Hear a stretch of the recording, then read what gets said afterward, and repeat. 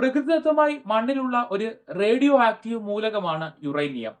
ഒരു radio active മൂലകം എന്ന് പറയുമ്പോൾ ഈ മൂലകത്തിൽ അസ്ഥിരമായി ആറ്റങ്ങൾ ഉള്ളതുകൊണ്ട് തന്നെ അദൃശ്യമായ രശ്മികൾ അഥവാ അയണൈസിംഗ് വികിരണങ്ങൾ പുറപ്പെടുവിക്കും.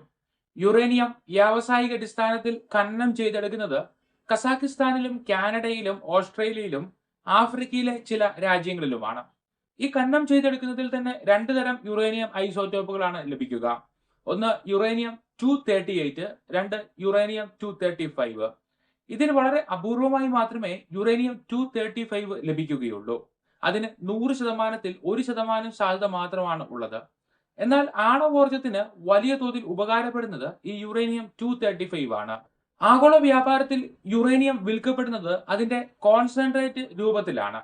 ഇതിന് യെല്ലോ കേക്ക് എന്നാണ് പറയുന്നത്. ആഗോളതലത്തിലുള്ള ഡിമാൻഡിന്റെയും രാഷ്ട്രീയ സാഹചര്യങ്ങളുടെയും അടിസ്ഥാനത്തിൽ വില കൂടിയും കുറഞ്ഞും നിൽക്കും ഇതിന്.